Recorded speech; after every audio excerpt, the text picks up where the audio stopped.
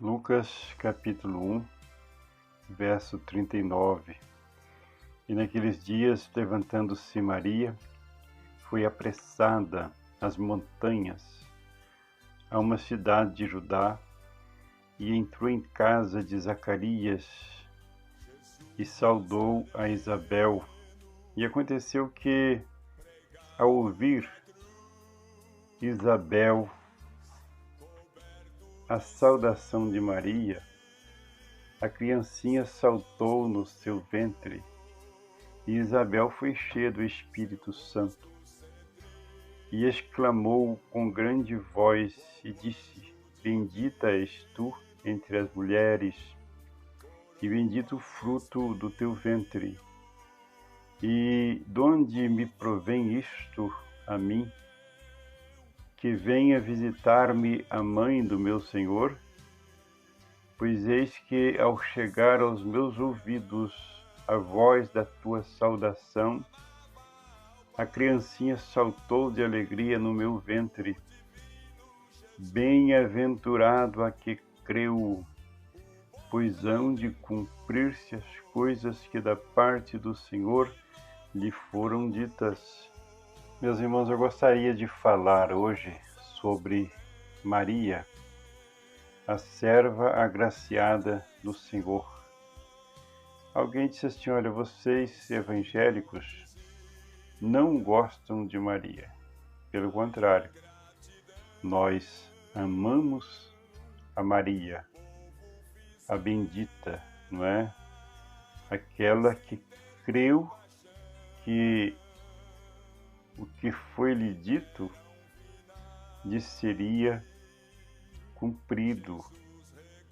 Ora, meus irmãos, a situação de Maria é uma situação muito difícil, porque ela estava prometida para José, ainda não se haviam casados, quando no verso 21 do mesmo capítulo 1 de Lucas, no verso 28, e entrando o anjo, Gabriel foi enviado a ela, e entrando o anjo onde estava, disse: Salve, agraciada, o Senhor é contigo, bendita és entre as mulheres.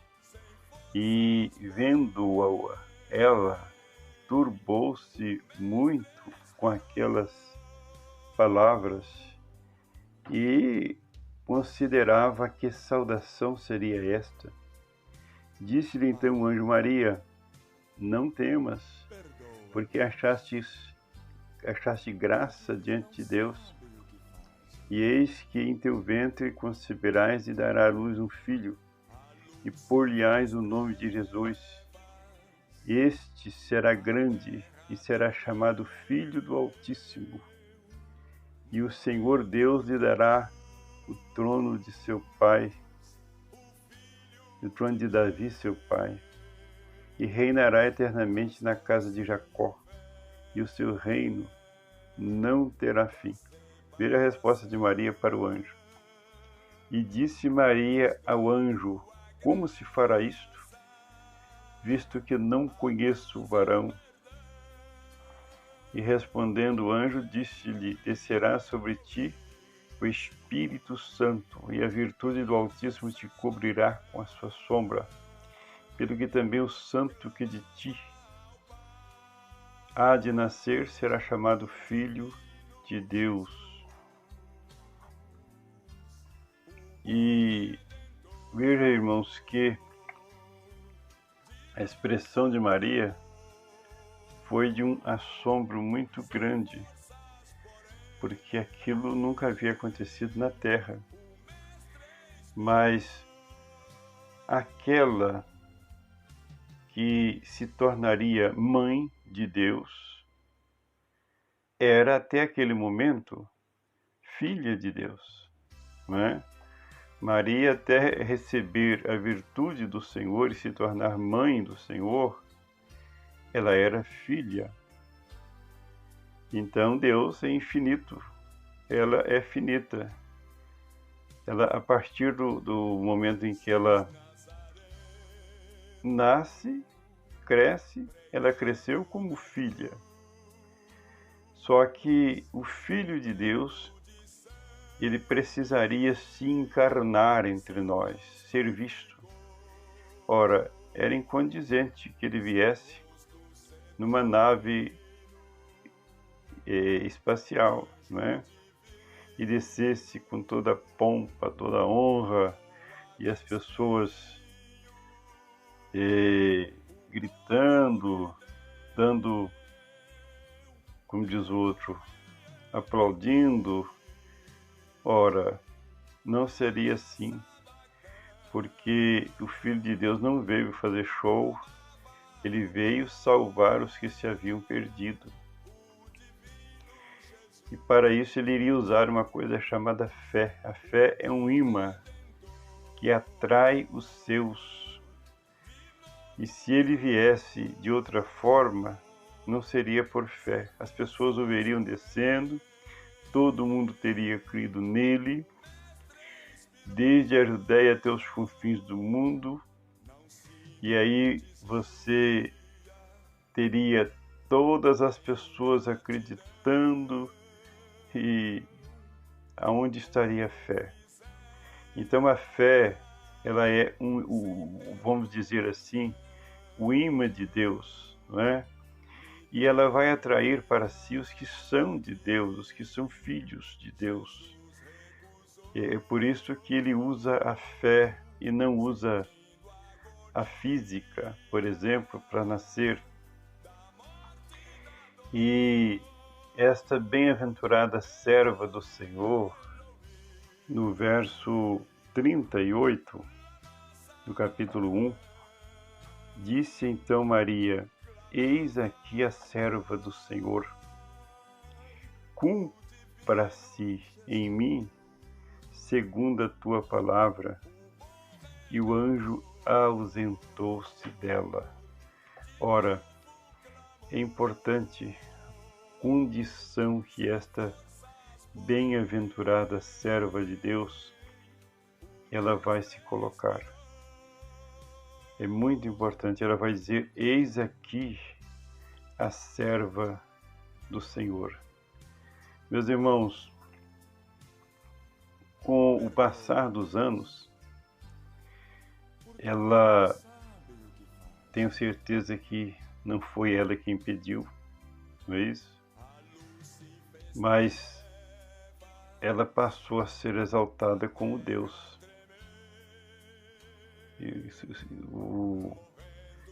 Você tem, por exemplo, em um só terço, não é? Porque eu rezei muito terço, eu sei disto. Em um só terço você tem 53 Ave-Marias e uma Salve Rainha e 5 Pai Nossos e um creio em Deus Pai. Ou seja, você rezou para Maria 53 vezes e para o Pai 6, 5 Pai Nossos e mais um creio em Deus Pai. Será que isto é correto? Ou seja, aquela que se coloca como a serva do Senhor, a escrava do Senhor, a linguagem original diz escrava, eis aqui a escrava do Senhor, se tornou rainha dos céus. Mas aonde biblicamente que disse isso? Não é? Ah, não, isso foi concílios que foram criados e que chegou a essa... Não, meus irmãos, é preciso vigiarmos muito. Ela é sim uma serva bem-aventurada, por quê? Porque Cristo nasceu dela. E bem-aventurado é aquele em que Cristo nascer nele. Mas eu acho que com respeito a honrar a esta serva Maria, os evangélicos honram muito mais. Quando você tem, por exemplo, as bodas de Caná, então houve um casamento lá em Caná, faltou vinho, e Jesus também estava convidado, essa serva também estava, Maria, não é? E o verso 3 do capítulo 2 de João diz assim: e faltando o vinho, a mãe de Jesus lhe disse: não tem vinho. Verso 4, disse-lhe Jesus: mulher, que tenho eu contigo? Ainda não é chegada a minha hora. Sua mãe disse aos serventes: fazei tudo quanto ele vos disser. E assim fizeram, não é? Encheram as talhas d'água como ele mandou, e se transformou em vinho. Então, nós evangélicos temos feito tudo quanto Jesus disser, obedecendo a serva do Senhor Maria. Eu estou lembrado de uma experiência no Pará, quando a Assembleia de Deus começou, há 110 anos. Aqueles fazendeiros que tinham um mundo de terra, que você andava o dia inteiro nela e não terminava. Aí resolveu fazer uma igrejinha lá no meio do mato. Quando ele estava com ela prontinha, chegou o dono da terra e disse assim: rapaz, você até poderia ficar com essa igreja aí, mas eu prometi de fazer uma igreja aqui para Nossa Senhora, nesse lugar que você fez a sua. Que coisa, né? E a coisa foi parar na justiça. E o irmãozinho, no dia do julgamento, ele, em defesa, disse: olha, vocês dizem que estão fazendo uma igreja para Nossa Senhora ali. E vocês têm filhos. O que vocês pensam de vossos filhos? Vocês seriam capazes de abrir mão das vossas necessidades em favor dos vossos filhos? Eu creio que sim, né? Os jurados estavam lá. Pois é, eu estou fazendo uma igreja ali para o filho de Nossa Senhora. E tenho certeza que ela está muito feliz com isto.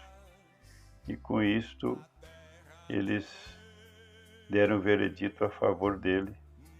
E essa igreja permaneceu lá no Pará.